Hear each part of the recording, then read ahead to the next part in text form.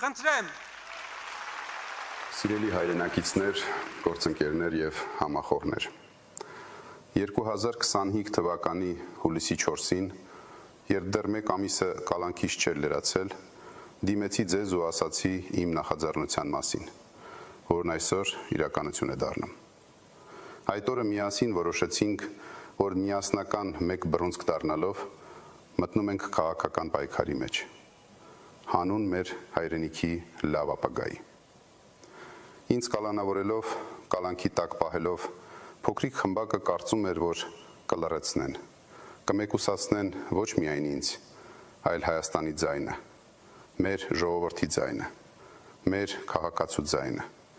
ձեր բոլորի ձայնը։ Բայց նրանք հերթական անգամ սխալվեցին ու ձախողեցին։ Հիմա մեր ձայն ավելի բարձր է հնչում։ Հիմա մենք ձեզ հետ ավելի ուժեղ ենք, քան երբևէ։ Այսօր եւս մեկ անգամ հաստատում ենք, որ Հայաստանում քաղաքական իրավիճակը վերջնականապես փոխվել է, ու փոքրիկ խմբակն արդեն ուժ չունի իր թուլացած դիրքերը վերականգնելու համար։ Ժողովուրդը դժգոհ է իշխանություններից։ Հասարակության մեծ մասը վերջնականապես հիասթափված է, քանի որ իշխանությունը ձախողել է ամեն ինչ՝ արտաքին քաղաքականությունը, ներքին քաղաքականությունը, սոցիալական ոլորտը։ Տնտեսության վիճակը կարելի է բնորոշել մեկ նախադասությամբ.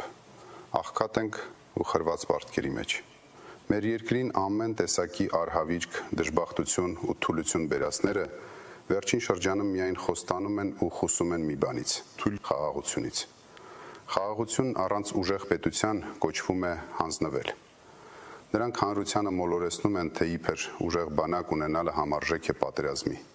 Սա հերթական սուտն է հանրությանը վախեցնելու համար։ Մենք ուզում ենք խաղաղություն, ուզում ենք ուժեղ եւ արժանապատիվ խաղաղություն։ Աշխարհում ոչ մի երկիր չի կարող իրական խաղաղության մասին բանակցել խաղաղություն ավերսելով։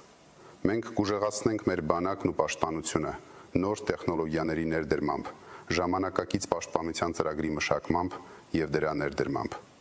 որովհետեւ ուժեղ խաղաղությունը պահանջում է ուժեղ ու ժամանակակից բանակ։ Մենք մեր հայրենակիցներին առաջարկվելիք ծրագրում չենք խաբելու,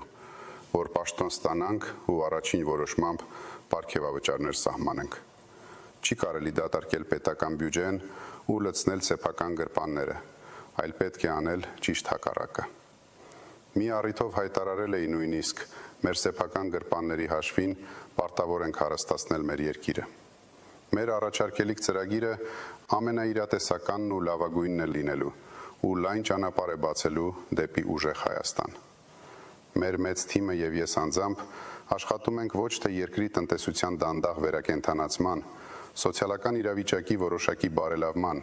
այսինքն յոլա գնալու ռեժիմին վերադառնալու համար, այլ որպեսզի հստակ ու արագ քայլերով տանենք Հայաստանը սրընթաց զարգացման, իսկ մարդկանց դեպի տեսանելի բարեկեցություն։ Բարեկեցություն, որտեղ մարդիկ արժանապատիվ աշխատանքով վաստակում են արժանապատիվ աշխատավարձ։ Շուտով հետևողականորեն կպատմենք ձեզ մեր բոլոր ծրագրերի մասին, որոնք բացառիկ են Հայաստանի համար, ու թույլ կտան արագորեն լուծել մեր ժողովրդի կենսամակարդակի բարձրացման գլխավոր խնդիրը։ Մենք ուզում ենք Հայաստանը դարձնել արժանապատիվ ապրելու եւ արժանապատվորեն աշխատելու, վարձատրվելու երանելի տուն, այլ ոչ թե խեղճ օթևան, որտեղից ուզում են փախչել։ Ինձ հարցնում են, այս վիճակում ինչու որոշեցի մտնել քաղաքականություն։ Ես ծնվել եմ Հայաստանում։ Ես գիտեմ մեր քաղաքում եւ գյուղում ապրելու դժվարություններն ու քաղցրությունը։ Ես չեմ կարող անտարբեր նստել ու հանգիստ նայել, թե ինչպես են իմ հայրենիքը տանում աղետի ու կործանման։ Ես ստեղծող մարդ եմ։ Իմ կյանքի ընթացքում տասնյակ երկրներում հազարավոր բարիքներ եմ ստեղծել՝ շենքեր, գործարաններ, աշխատատեղեր, հիվանդանոցներ, դպրոցներ։ Բարի համբավս թույլ է տվել բազմաթիվ գործարար կապեր ստեղծել աշխարհոր մեկ։ Ու իմ ստեղծելու այդ ներուժն այսուհետ պետք է ամբողջ ուժով ծառայեցնեմ Հայաստանին ու մեր ժողովրդին։ Սիրելի հայրենակիցներ, գործընկերներ եւ համախոհներ։ Հնացել է ընդամենը 115 օր, ինչեւ այն օրը, երբ Հայաստանը կունենա նոր սկիզբ, կբացվի նոր դարաշրջան, եւ մեր ուժեղ Հայաստանը կլինի